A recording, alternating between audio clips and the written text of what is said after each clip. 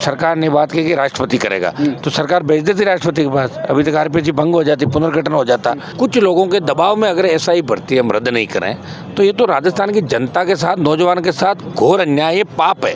भजन लाल जी को याद रखना चाहिए कि नौजवानों को कोई पुण्य होगा कि उसकी वजह से इनकी पर्ची खुल गई। अगर ये नहीं होता तो कैसे पर्ची खुलती बताओ। राजस्थान में सरकार चल नहीं रही है और विपक्ष सरकार की गोद में बैठा है। जैसे ही इनको पता लगा कि हम इसमें आंदोलन करने जा रहे हैं तो ये कोई तो पीएचक्यू की तरफ जा रहा, कोई कहीं जा रहा। इनको लग भी रहा ना कि पकड़ा दकड़ी का डर है। महेश जोशी पकड़ा गया तो पीएचक्यू की तरफ जाके प्रैक्टिस कर लेंगे, पकड़ने के बाद अंदर क्या होता है।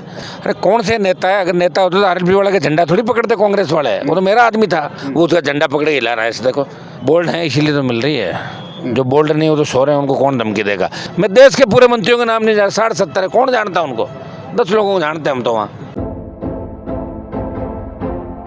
एसआई भर्ती 2021 को लेकर रद्द करने की मांग को लेकर लगातार युवा जो है प्रदेश के वो विचलित हैं और कोशिश कर रहे हैं लगातार कि कैसे भी वो युवा जो है वो भर्ती को रद्द करा पाएँ। लेकिन हाल फिलहाल की स्थिति है कि साल भर बीतने के बाद भी, क्योंकि एक साल पूर्व इसी स्थिति में शहीद स्मारक पे ही एक बहुत बड़ा आंदोलन हुआ था युवाओं के द्वारा, लेकिन वो पूरा नहीं हो पाया था। हाल फिलहाल मैं शहीद स्मारक में खड़ा हूँ, जहाँ पे मेरे पीछे वो भीड़ देख सकते हैं। वो भीड़ जो है वो यहाँ पे युवाओं की है और युवाओं के साथ जो बैठे हैं बीच में वो सांसद हैं आरएलपी से हनुमान बेनीवाल।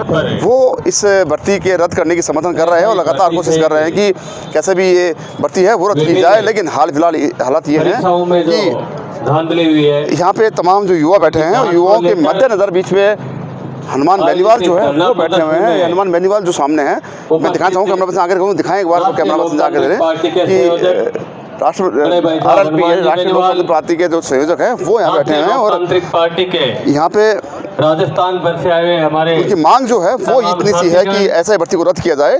खैर हाल फिलहाल तमाम नेता यहाँ पे पहुंचे हैं, लेकिन आरएलपी के जो सुप्रीमो हैं हनुमान बेनीवाल, उनसे हम बात करने की कोशिश करेंगे और बताने चाहेंगे कि क्या पूरा मामला है, किस प्रकार से वो बैठे हैं और क्या पूरा ऐसे भर्ती को लेकर। बेनीवाल जी, सबसे बड़ा सवाल तो ये कि ऐसे भर्ती को रद्द करने के लिए लगातार मांग उठ रही है, आज आप इनके युवाओं के साथ आए हैं, क्या कहेंगे आप? मैं तो पहले से ही साथ था, पार्लियामेंट के अंदर भी मामला उठाया, लोकसभा तो सबसे बड़ा मंच है देश का, वहाँ भी उठा। रोड पे भी आरएलपी पार्टी लड़ रही थी, तमाम जिला मुख्यालय हर जगह आरएलपी के कार्यकर्ता इन नौजवानों के संघर्ष समिति के साथ है कि एसआई भर्ती रद्द करो। और एक आरपीएससी पुनर्गठन और भंग करने का मामला हमने घोषणा पत्र के अंदर 23 के चुनाव के अंदर भी रखा था। और आपको याद है 23 में जब मैं जीत के आया तो विधानसभा में 2 घंटा गवर्नर के अभिभाषण को रोक के और मैं बेल के अंदर बैठा था, तब सरकार ने बात की कि राष्ट्रपति करेगा, तो सरकार भेज देती राष्ट्रपति के पास। अभी तक आरपीएससी भंग हो जाती, पुनर्गठन हो जाता।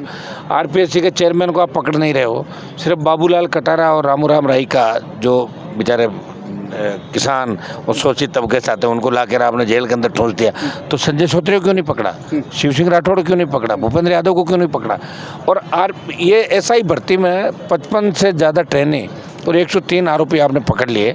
एसओजी कह रही रद्द करो, डबल एजी कह रहा है, पीएचक्यू कह रहा है, सब कमेटी कह रही, फिर आखिर भजन लाल जी कैसे क्या दिक्कत होगी। हाँ, के विश्नोई की जानकार 2-3 लड़कियां जिन लड़कियों ने इससे पैसे लिए 6 लाख, वो एसओजी का पूछताछ नोट करा, मैं नहीं कह रहा हूँ, एसओजी की पूछताछ में उन्होंने बताया कि विष्णु जी पैसे लेकर आई थी और हमने उसको डम्मी बिठाया था दूसरे को। तो के विष्णु और कुछ सीएमओ अधिकारी जो पूरी परतें सीबीआई खोल सकती है या एसओजी पूरी बात बता सकती है। कुछ लोगों के दबाव में अगर एसआई भर्ती हम रद्द नहीं करें तो ये तो राजस्थान की जनता के साथ, नौजवान के साथ घोर अन्याय, ये पाप है। और नौजवान ही भजन लाल को सरकार में लाए थे।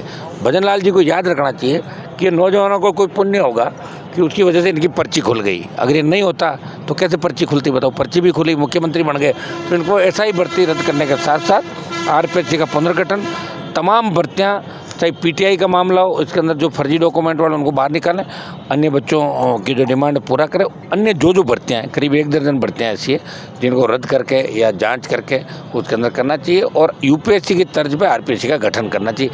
ये युवाओं की मांग है, नई भर्तियाँ निकालनी चाहिए। बार बार आप कह रहे हो कैलेंडर जारी कर दिए, ये कर दी, वो कर दी, एक शर्मनाक घटना। और राजस्थान में सरकार चल नहीं रही है और विपक्ष सरकार की गोद में बैठा है, ये आपने देख लिया होगा। ये मिलाजुली का खेल है, यही तकलीफ इन लोगों को कि जैसे ही इनको पता लगा कि हम इसमें आंदोलन करने जा रहे हैं तो ये कोई तो पीएचक्यू की तरफ जा रहा, कोई कहीं जा रहा। इनको लग भी रहा ना कि पकड़ा दकड़ी का डर है। महेश जोशी पकड़ा गया तो पीएचक्यू की तरफ जाके प्रैक्टिस कर लेंगे, पकड़ने के बाद अंदर क्या होता है। तो ये अभी से चालू कर दिया कांग्रेस के नेताओं ने कि भाई हम पकड़े तो जाएंगे, तो पकड़े जाने के बाद क्या हालात हो रहे हैं। तो ये अभी इससे प्रैक्टिस भी इन लोगों ने चालू की। कांग्रेस मरी पड़ी राजस्थान के अंदर। ये आपने देखा होगा कि इंडिया अलायंस के अंदर हमने कांग्रेस का खाता खुलवाया और बदले में कांग्रेस ने हमारी पीठ में छुरा घोंपा। बाड़मेर से कैंडिडेट बगल आए उनके पास। अरे कौन से नेता है? अगर नेता होते तो आरएलपी वाला का झंडा थोड़ी पकड़ते कांग्रेस वाले। वो तो मेरा आदमी था, उसका झंडा उसने पकड़ लिया जो अपने आप को सीएम का दावेदार कह रहा, वो उसका झंडा पकड़े हिला रहा है। ऐसे देखो तो फिर काहे की नेतागिरी कांग्रेस की? मेरे हिसाब से तो जीते बेचारे। कहाँ इनका खाता खुला तो नहीं 10 साल। सीएम के बेटे को हराया ना पिछली बार, चैलेंज करके हरा दिया था, नहीं जीते। और जो दूसरे लोग हैं वो बीजेपी से मिलके कांग्रेस के अंदर कांग्रेस को खोखला करें, एक खेमा और एक खेमा लूट खसोट करके और अपने आप को इतना मजबूत करा पैसे के दम पे वापस सत्ता के अंदर आ जाएंगे। सारे आपको पता है यार, सारे आपको पता है गहलोत वसुंधरा के गठबंधन ने किस तरह राजस्थान को बर्बाद किया, किस तरह के लूट खसोट राजस्थान में। भैरू सिंह जी ने आरोप लगाया, कैलाश मेघवाल ने लगाया 20,000 करोड़, 22,000 करोड़, 5,000 करोड़। और गहलोत के राज के अंदर जब सरकार गिरी तब क्या हालात बने। एक हेमा मानेसर जा रहा है, वहाँ आरोप लगे, एक जैसलमेर होटलों में जा रहा है। तो किस तरह के आरोप पड़ते? ये तो 5 साल काम ही यही किया था इन लोगों ने। क्या किया था बताओ मुझे? कोविड के घोटाले, उसके बाद एम्बुलेंस के कितने घोटाले हुए। हर कांग्रेस का नेता सीबीआई और ईडी के रडार पे। एजेंसियों का दुरुपयोग कांग्रेस ने भी किया और बीजेपी भी कर रही है। यही काम इन लोगों का। राष्ट्रीय लोकतांत्रिक पार्टी राजस्थान के जवान का, जनता का, किसान का सम्मान है। वो किसान आंदोलन में भी सत्ता छोड़ के और राजस्थान का सम्मान बढ़ा रही है। और जवानों के आंदोलन के अंदर भी अग्निवीर का मुद्दा हाथ में लेके वो अग्निवीर को समाप्त करने की बात दिल्ली में करी। पहलवान बेटियों को न्याय दिलाने की जंतर मंतर जारी है। और यहाँ भी एसआई भर्ती सहित तमाम उन भर्तियों को और आरपीएससी को भंग करने के लिए आज शहीद स्मारक की शुरुआत हमने की है। ये आगे तक जाएगा आंदोलन, बड़ा आंदोलन होगा और भजनलाल सरकार की ईंट से ईंट बजा देंगे। अनुमान एक सवाल ये है कि आप बोल्ड नेता कहे जाते हैं राजस्थान के, लेकिन फिर भी आप पे कहीं ना कहीं सिक्योरिटी को लेकर या फिर धमकियाँ मिली हैं आपको? आज फिलहाल धमकियाँ मिल चुकी हैं, क्या कहेंगे आप? बोल्ड हैं इसीलिए तो मिल रही है। जो बोल्ड नहीं हो तो सो रहे हैं, उनको कौन धमकी देगा? लेकिन मुझे धमकी मिली नहीं। ये कोई इनपुट सरकार को मिले होंगे कहीं पे, मुलजिमों को पकड़ते हैं, पूछताछ करते हैं तो ऐसी बात कहते हैं कि भाई हम हमारा अगला टारगेट कौन है, ये कौन है, वो कौन है। हमने कोई सुरक्षा नहीं मांगी भजनलाल जी। डर लग रहा है आपको? नहीं, मैं तो बैठा हूँ नहीं, आपके सामने तो बैठा हूँ। कौन ये बच्चों की सुरक्षा गोली बढ़ाई है? ना, मेरे पास तो कोई ऐसी इतला नहीं किसी तरह की। जेजेएम घोटाले में महसूस को गिरफ्तार कर लिया गया है, क्या कहेंगे? तो हम लग रहे थे ना, हम इसी काम में तो लगे और दिल्ली किस लिए बैठे हैं? और बार बार एमपी बन के क्यों जा रहा हूँ मैं? कुछ गिरफ्तारियाँ हो तभी तो भाई। अब जोशी हो गया और हो जाए, 5-6 लोग और आ जाएं जिनके ईडी की रेड हुई है।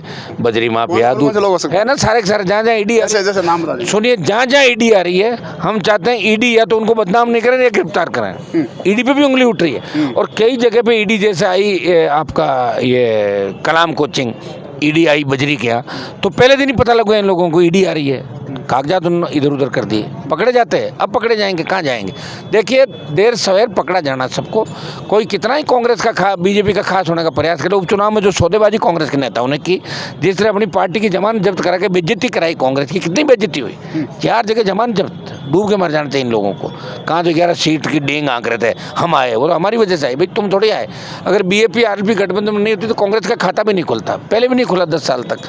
तो कांग्रेस बीजेपी मिले जुले हुए, एक सांपनाथ एक नागनाथ, और दोनों ने राजस्थान को जम के लूटा। पहले गहलोत वसुंधरा ने, और अब ये जो लूट चल रही है, आप भजनलाल और ये सारी टीम देख ले। भजनलाल के नौसिखिए मंत्री गौरव श्रीवास्तव जैसे लोग जो सीएमओ के अंदर बैठे हैं, किस तरह लीकर से लेके और बजरी के एक ट्रक की हिस्सेदारी कहाँ तक लेके जाता गौरव श्रीवास्तव, सारा काम वही कर रहा है। बिनवाल जी, ब्यूरोक्रेसी हावी हो रही है, अभी क्या पूरी हो रही है? अभी क्या हो रही है? भजनलाल को खरबूजा काटना है या तरबूज, ये भी यही बताते हैं सारा कि साहब आप ये काम करो तो लाइमलाइट पे आ जाओगे।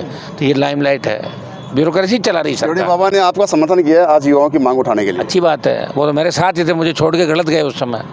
नहीं जाते तो उनको बहुत बड़ा सम्मान मिलता राजस्थान का। उस समय तो चले गए, अब समर्थन करने से क्या मतलब इन बातों से? वो तो उस समय मेरे साथ रहते जब 40 सीट आती। अब तो सत्ता के अंदर बैठे हो, वो भी सीएम बन जाए, मैं तो कह रहा हूँ सीएम उनको बनाए तब उनको बीजेपी में रहना चाहिए। छोड़ देनी चाहिए भारतीय जनता पार्टी। क्या है मंत्री का पद बताओ उनके लिए? मंत्री तो बहुत पहले बन गए, कौन पूछता मंत्रियों को?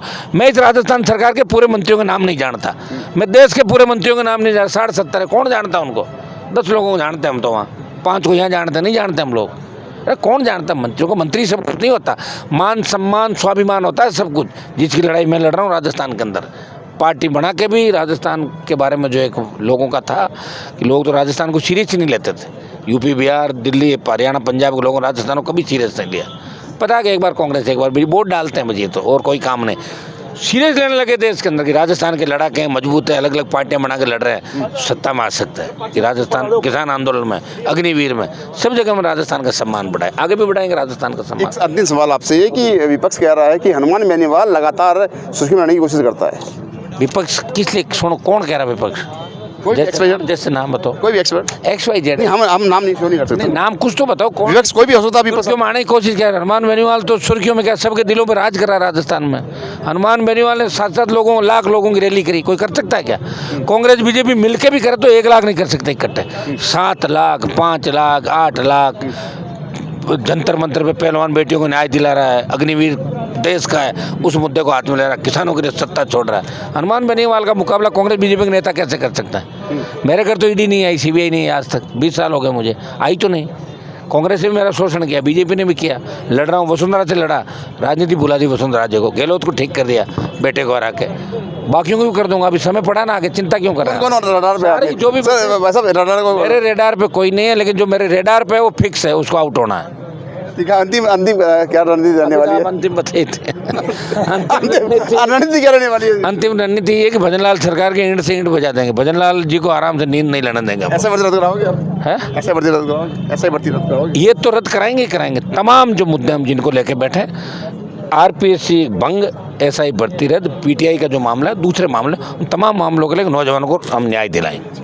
जैसे देखिए मेरे साथ ये हनुमान बेनीवाल थे, नागौर सांसद, जिन्होंने साफ साफ कह दिया है। हाल फिलहाल मेरे साथ मनोज मीणा भी मौजूद है। मनोज, आज हनुमान बेनीवाल आपके साथ हैं, क्या कहेंगे आप? देखो, ऐसा है, युवाओं को ताकत मिली है और हम यही कहना चाह रहे हैं कि सरकार को मजबूर होना पड़ेगा और SI भर्ती को सरकार रद्द करेगी। नहीं करेगी तो भजनलाल सरकार रद्द हो जाएगी, क्योंकि 1.5 साल निकल गए, 3.5 साल और बच रही है। युवाओं को जिस प्रकार से इन्होंने बेवकूफ़ बनाया है, युवा इस बात को बर्दाश्त करने वाला नहीं है। आए दिन ये झूठ बोलते हैं। इन्होंने कहा कि कांग्रेस सरकार में 18 पेपर लीक हुए, आप पे एक पेपर की जाँच नहीं हो रही, 17 पेपर की जाँच तो आप 100 साल में करोगे। आज हम पूरी ताकत से यहाँ बैठे और आगे की रणनीति बनाकर सरकार से पूरी ताकत से सवाल पूछेंगे कि SI भर्ती रद्द कब होगी, और जो युवाओं के अन्य तमाम मुद्दे हैं उनको लेकर बात करेंगे।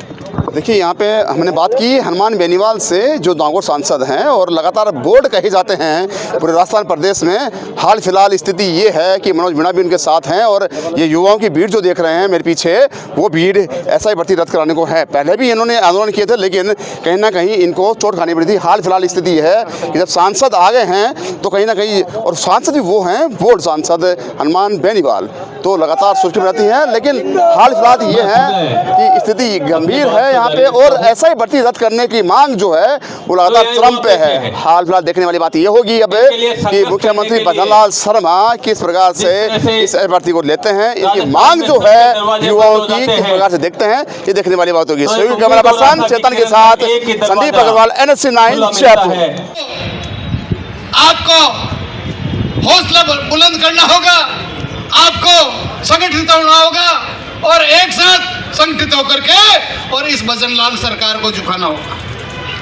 भजनलाल सरकार ने वादे किए थे कि जब हम सत्ता में आएंगे छात्राओं के साथ न्याय करेंगे, महिलाओं के साथ न्याय करेंगे, मजदूरों के साथ न्याय करेंगे, किसानों के साथ न्याय करेंगे, पर ऐसा नहीं हुआ। झूठे झूठे वादे किए। मैं तो मंच के माध्यम से ये भी कहना चाहूँगा, आर्टिकल की धारा 19 के अंतर्गत इन दोनों पार्टियों पर मुकदमा चलाया जाए। सम्मानित भाइयों, ये जो भजनलाल सरकार है ये झुक के रहेगी, क्योंकि नीतियों का इन्होंने पुराना बांध दिया बहुत ढेर सारा। सम्मानित भाइयों, दोनों ही पार्टियां पैसे बटोरने में जुटी है। इनको न कोई गरीब की चिंता है, न कोई जवानों की चिंता है, न कोई हमारे छात्राओं की चिंता है। ये तो मात्र पैसा बटोरने का कार्य कर रही है, जो पेपर लीक करते हैं और पैसे बटोर लेते हैं।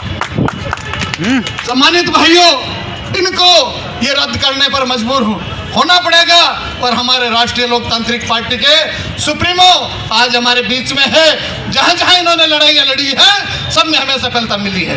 ये तेजाजी महाराज का आशीर्वाद है, ये आप सबका साथ है, सहयोग है। अब मैं नारा लगाऊंगा, आवाज दो, आवाज दो। सम्मानित भाइयों, ये आज तो जो है घोषणा करी गई थी कि हमारे धरने पर हमको बैठना है, परंतु ताकत दिखाने के लिए आगे रात को चर्चा करके हमारे सुप्रीमो जैसा हमें आदेश देंगे, उस आदेश की हम पालना करेंगे, तत्पर रहेंगे, पेड़ दिखा के नहीं भागेंगे। बहुत बहुत धन्यवाद, बहुत बहुत धन्यवाद।